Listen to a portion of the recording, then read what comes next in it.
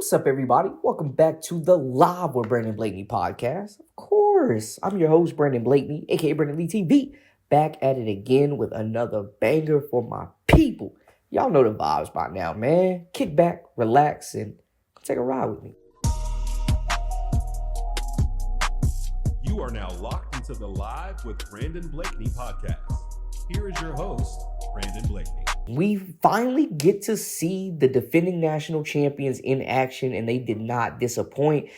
They fought off a scrappy, talented, physical Louisville team that went on a 13-2 run late in the second half and really made this a game. It was closer than this 79-66 final score, man. But look, neither one of these teams will look anywhere near what they look like right now come January, come February. But this was the games that we like, man. Ranked matchups, non-conference mega matchups. We know Uconn's going to get everybody's best shot. And honestly, I want to say this. ESPN just ranked their top, 20 women's basketball players.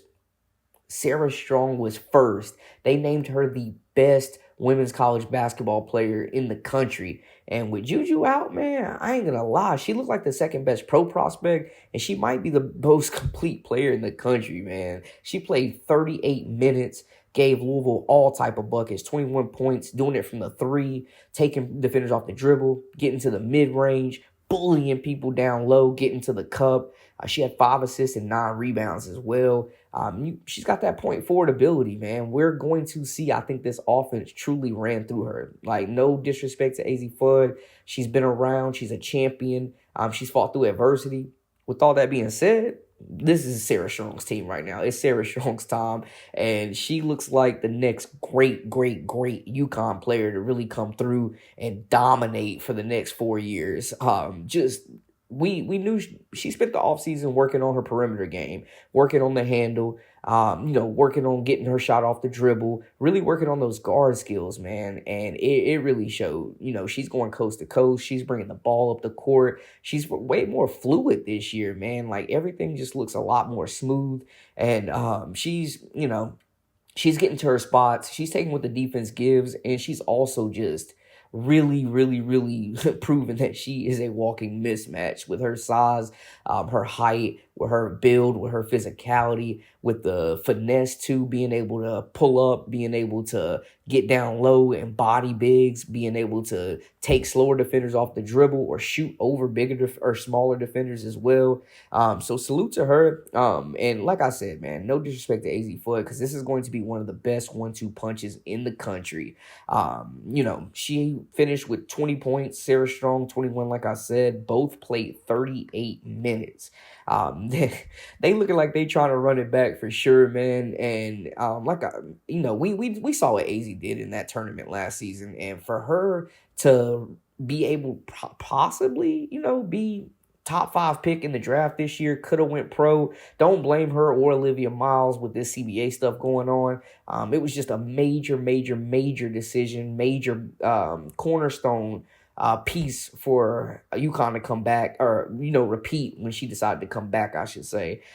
3 assists, 2 rebounds. They picking up right where they left off. KK Arnold, I think she's the best perimeter defender on this team. 13 points, 2 assists, 7 rebounds, and she just makes winning plays, man. I do think, it was a slow start for Sarah Williams. Played 21 minutes, 4 points, 4 assists, 8 rebounds. They didn't really need her to do a lot, and I think when she gets going, they're going to have a 3-headed monster, and it's going to be scary. It takes time. New program, new teammates, new system.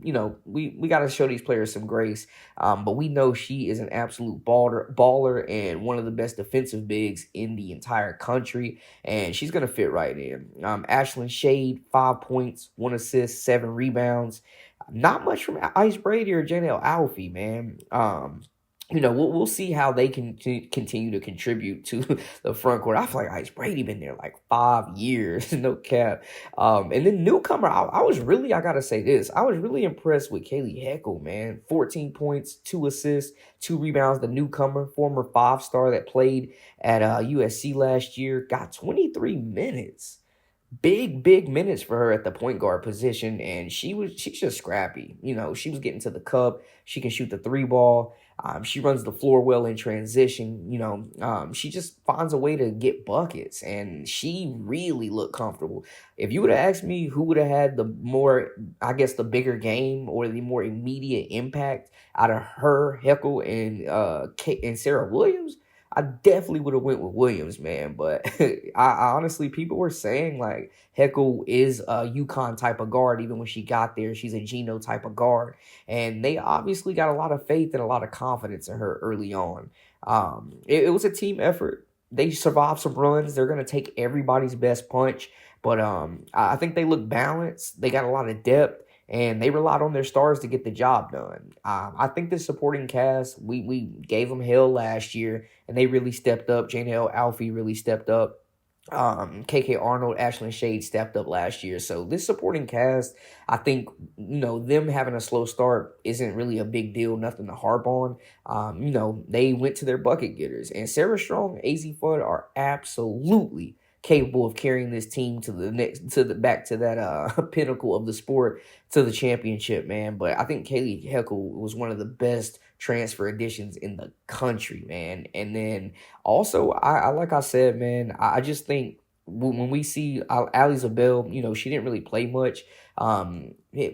She might be a year away, but they have shooters on this team. They have a very deep front court outside of Strong and Sarah Williams. When you can bring El Alfie off the bench, not many teams are bringing that quality, that caliber of big off the bench. And then you also still have Ice Brady, who's not afraid to do the dirty work as well.